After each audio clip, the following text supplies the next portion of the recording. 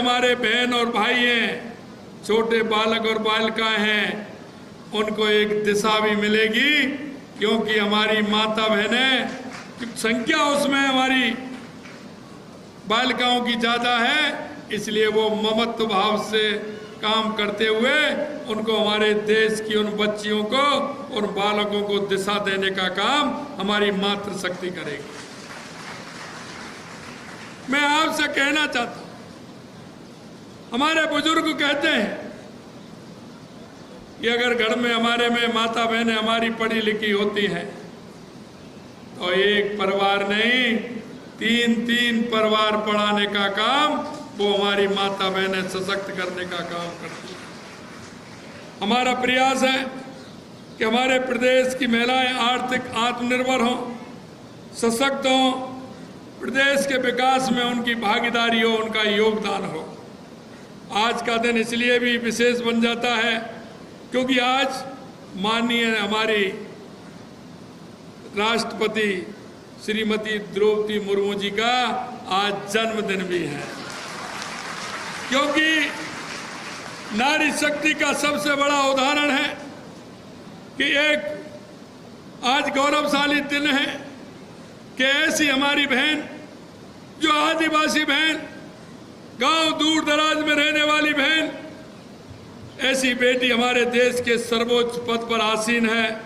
हमारी राष्ट्रपति महोदय दुनिया को एक प्रेरणा देने वाली हैं और वो हमारी एक प्रेरणा की स्रोत है, हमारी राष्ट्रपति द्रौपदी मुर्मू जी। मैं आपसे कहना चाहता हूँ, इस अवसर पर मैं उन्हें बधाई भी देना चाहता हूँ, ईश्वर से सताई होने की कामना भी करता हूँ।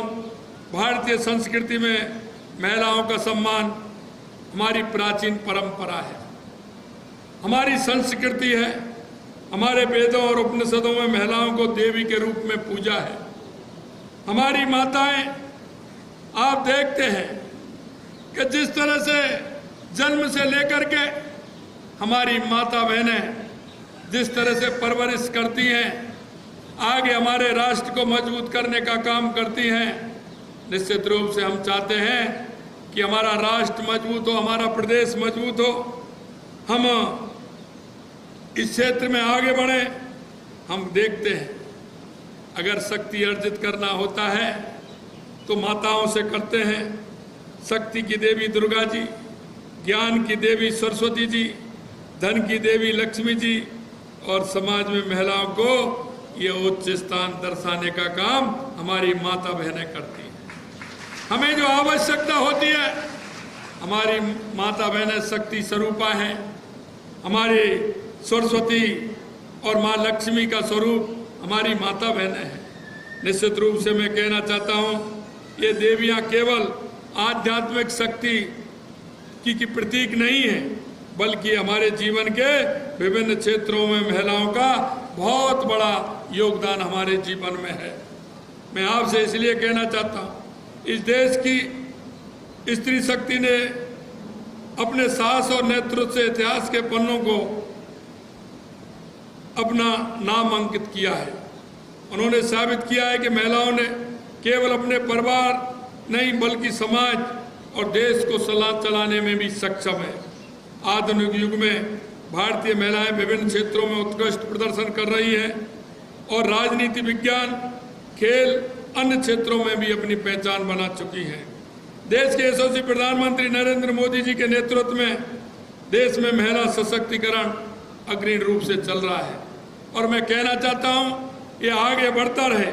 यशस्वी प्रधानमंत्री नरेंद्र मोदी जी ने नारी शक्ति बंधन अधिनियम के माध्यम से लोकसभा और विधानसभाओं में महिलाओं को 33% आरक्षण देकर लोकतंत्र में उनकी भागीदारी भी मजबूत की है। और मैं कहना चाहता हूँ, लखपति दीदी योजना जो हमारी है, उसके माध्यम से 3 करोड़ महिलाओं को लखपति दीदी बनाने का संकल्प हमारे देश के यशस्वी प्रधानमंत्री नरेंद्र मोदी जी ने किया है।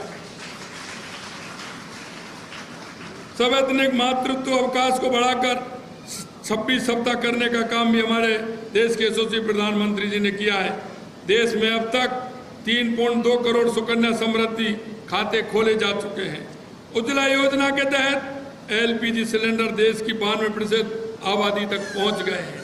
यही नहीं, हमने वायदा किया था कि हमारी सरकार आएगी तो हम 450 रुपये में माता बहनों को सिलेंडर देने का काम करेंगे, और हमारी सरकार के आते ही पहला हमने घोषणा की और 450 रुपये में सिलेंडर देने का हमने काम किया है।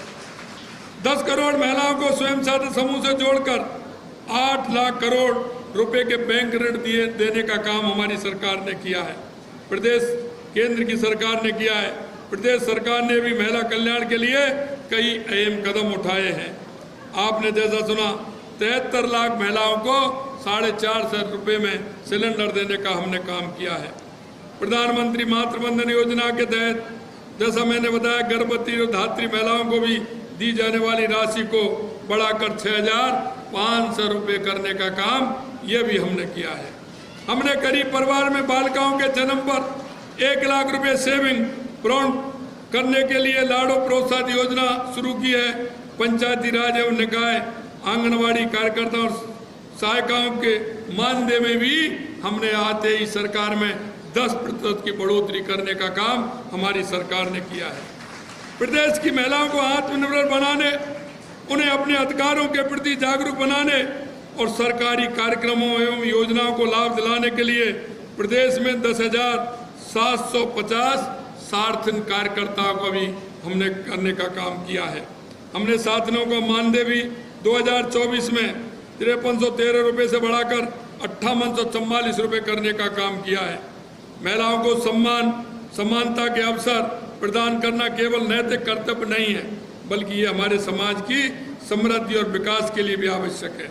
हमारी सरकार आदि आबादी को उनके हक दिलाने के लिए ऐसे ही प्रतिबद्धता के साथ काम करती रहेगी। महिलाओं का सम्मान करना, उनकी क्षमता, शक्ति और सम्मान करना, हमारे देश प्रदेश की महिलाओं के सम्मान को बढ़ाना और मजबूती देना, ऐसे कदम हम उठाते रहेंगे। अंत में मैं आपसे इतना ही कहना चाहता हूँ कि हमारी महिलाओं की सशक्तिकरण के लिए हमारी सरकार ने काम किया है। मैं देखता हूँ कई हमारे युवा भाई जिस तरह की बात करते हैं, मैं युवाओं से कहना चाहता हूँ कि आप कोई चिंता मत करिए। किसी भी तरह से राजस्थान के अंदर जितनी भी वैकेंसी हैं, चरणबद्ध तरीके से उन वैकेंसियों को भी भरा जाएगा। हमारे उन रोजगार के अवसर भी हमें दिए जाएंगे। मैं आपसे यही कहना चाहता हूँ युवाओं को, क्योंकि ये प्राथमिक शिक्षा का काम है और प्राथमिक शिक्षा को हम देखते हैं कि हमारी मातृत्व भाव से हमारी माता बहनें जिस तरह से काम करती हैं, हमारे उन छोटे बालक और बालिकाओं को पढ़ाने का काम करती हैं, उनमें सबसे ज़्यादा संख्या अगर है तो हमारी बालिकाओं की है। उस बालिकाओं को पढ़ाने का काम हमारी मातृशक्ति करेंगे। हम युवाओं से मैं कहना चाहता हूँ, आप चिंता मत करिए, आपके लिए भी हम अच्छी अच्छी जगह निकाल रहे हैं और आप जहाँ आप काम कर सकते हैं, वहाँ आपको भी किसी तरह से वंचित नहीं रखा जाएगा। ये मैं हमारे युवाओं को भी विश्वास दिलाना चाहता हूँ। हमारे उन युवाओं को जो हमारे राजस्थान के लिए काम करना चाहते हैं, उनको किसी भी प्रकार से वंचित नहीं रखा जाएगा। जहाँ उनकी आवश्यकता है, ऐसी कई प्रकार की जगह हैं जहाँ हमारे युवाओं की भागीदारी ज़्यादा हो सकती है, तो हमारे उन युवाओं को भी उसमें भागीदारी दी जाएगी और हमारी बहनों को भी भागीदारी दी जाएगी। मैं आपको यही कहना चाहता हूँ, आने वाले समय में जो हमने संकल्प पत्र में वायदा किया है और संकल्प पत्र में हमने वायदा किया है, जितना वायदा किया है उससे कई गुना हमारी सरकार करके दिखाएगी। और मैं कहना चाहता हूँ, आप युवाओं से कहना चाहता हूँ, मैं बहनों से भी कहना चाहता हूँ, तैयारी करिए, आगे बहुत ही वैकेंसी आने वाली है, चरणबद्ध तरीके से आने वाली है। किसी भी कीमत पर हमारे प्रदेश के युवाओं को निराशा नहीं लगेगी। उनकी जो आशा है उस आशा के अनुरूप हमारी सरकार काम करेगी। आज आप इतनी बड़ी संख्या में हमारी माता बहनें आई हैं, इतनी बड़ी संख्या में आप आई हैं, आपने जो आकर के अभिनंदन किया है, निश्चित रूप से मैं आप सभी को दिल की गहराइयों से बहुत बहुत धन्यवाद और साधुवाद देना चाहता हूँ। हमारी सरकार महिला सशक्तिकरण के लिए कटिबद्ध है, प्रतिबद्ध है और आगे हम महिला सशक्तिकरण के लिए काम करते रहेंगे। हमारी जहाँ बहनों को मौका मिलेगा, निश्चित रूप से अग्रणी बन करके हमारी बहनों को बहनों को आगे किया जाएगा। हमारे इस राजस्थान को, जो हमारे देश के यशस्वी प्रधानमंत्री नरेंद्र मोदी जी का जो विजन है, हमारा विकसित भारत, विकसित राजस्थान, सशक्त राजस्थान, सशक्त भारत की कल्पना को लेकर के हम चलने वाले हैं। आप सभी का इसी तरह से हमें सहयोग और आप माता बहनों का आशीर्वाद मिलता रहे। आप निश्चिंत रहिए, आपके राजस्थान में किसी भी तरह की विकास से लेकर के, रोजगार सृजन से लेकर के, महिला सशक्तिकरण से लेकर के किसी प्रकार की कोई कोर कसर नहीं छोड़ी जाएगी। मैं उन्हें आपको धन्यवाद देते हुए आप सभी ने